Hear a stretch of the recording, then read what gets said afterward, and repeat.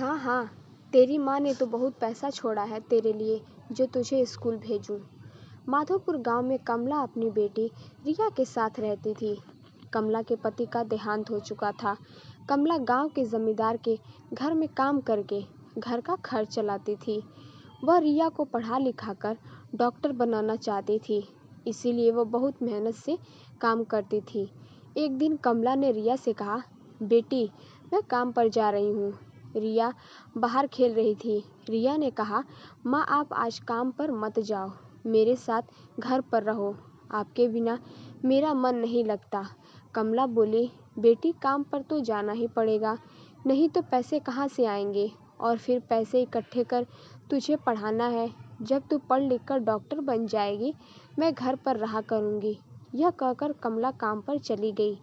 रिया खेल में लग गई। दोपहर के समय रिया घर में सो रही थी। तभी किसी ने दरवाज़ा खटखटाया। रिया ने दरवाज़ा खोला तो सामने पड़ोस में रहने वाले रामू काका खड़े थे। उन्होंने रिया से कहा, बेटी तेरा कोई रिश्तेदार है जिसे तू जानती हो? रिया ने पूछा, काका मेरे मामा मामी पास के गांव में रहते हैं, लेकिन आप क्यों पूछ रहे हैं? तब रामू काका ने बताया, बेटी तेरी माँ सफाई कर रही थी और वह गिर गई, अब वह हमारे बीच नहीं रही। यह सुनकर रिया के होश उड़ गए। वह रोने लगी। रामू काका ने बड़ी मुश्किल से उसे चुप कराकर उससे मामा का पता पूछकर एक गांव के एक आदमी को उन्होंने खबर देने भेजा। कमला के भाई रमेश ने आकर कमला का अंतिम संस्कार किया। उसके पत्नी ने रिया को संभाला। अगले दिन रामू काका और गांव के जमींदार रिया के घर आए। उन्होंने रमेश से बात की। जमींदार ने कहा, रमेश जी यह बच्ची अब अनाथ हो गई है, इसकी देखभाल आपको करनी होगी। कमला का देहांत मेरे घर में काम करते हुआ, इसीलिए मैं इस बच्ची के पालन पोषण के लिए 1 लाख रुपए दे रहा हूँ। आप इसका अच्छे पालन पोषण करना। यह कहकर जमींदार ने रुपए रमेश को दे दिए। रमेश ने कहा, मैं इसका अच्छे से पालन पोषण करूँगा, आप चिंता न करें।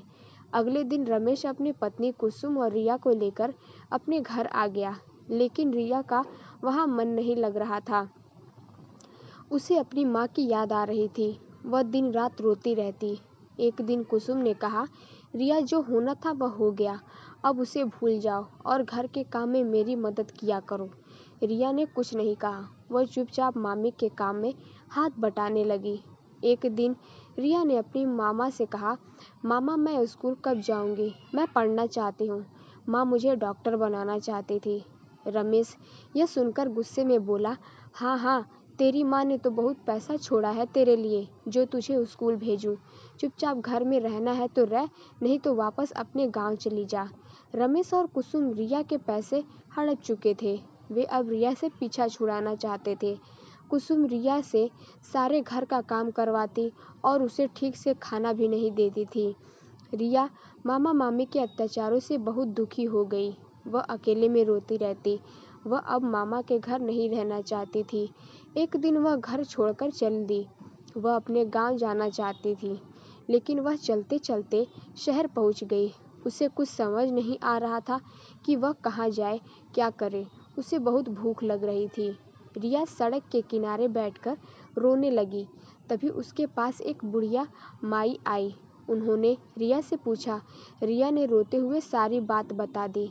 तब बुढ़िया माई ने कहा, मैं भीख मांग कर गुजारा करती हूँ, तू भी मेरे साथ भीख मांग और पास ही मेरी छोटी सी झोपड़ी है, वहीं रह लेना।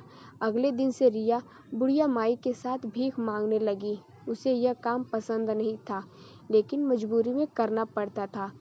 एक दिन वह भीख मांगते मांगते एक अस्पताल के पास पहुंच गई। वह अस्पताल के अंदर चली गई। वहां उसे एक डॉक्टर मिले। डॉक्टर ने उनसे पूछा, बेटी तुम्हें क्या परेशानी है? तब रिया ने कहा, डॉक्टर अंकल मैं बिल्कुल ठीक हूँ, मुझे तो आपके जैसे डॉक्टर बनना है, मुझे डॉक्टर बना दीजिए। यह सुनकर डॉक्टर ने पूछा, बेटी तुम कौन हो और डॉक्टर क्यों बनना चाहती हो? रिया ने सारी बात उन्हें बता दी। उसकी बात सुनकर डॉक्टर उसे अपने घर ले गए। उन्होंने अपनी पत्नी से रिया के बारे में बात की। उनकी पत्नी की कोई संतान नहीं थी। उन्होंने रिया को अपने घर में रख लिया और उसे स्कूल भी भेजना शुरू कर दिया। धीरे धीरे समय बीतता गया। रिया बड़ी हो गई। एक दिन वह घर पहुंची और उसने कहा, मम्मी पापा आप कहाँ हो? डॉक्टर की पत्नी ने रिया से पूछा, क्या बात है बेटी, तू आज बहुत खुश नजर आ रही हो।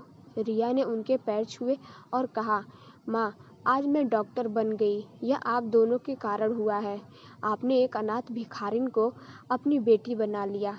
यह कहकर रिया रोने लगी। डॉक्टर और उनकी पत्नी ने उसे चुप कराया। डॉक्टर ने उससे कहा, बेटी तुम डॉक्टर अपनी मेहनत से बनी हो, हमने कुछ नहीं किया। आज खुशी का दिन है, रोने का नहीं। यह कहकर उन्होंने रिया को गले से लगा लिया। अगले दिन से रिया डॉक्टर बनकर अस्पताल में काम करने लगी। कुछ दिनों बाद डॉक्टर और उनकी पत्नी ने रिया की शादी करवा दिया। रिया का पति भी एक डॉक्टर था। इस तरह रिया ने अनाथ होते हुए भी अपनी लगन और मेहनत से अपनी माँ का सपना पूरा कर दिखाया।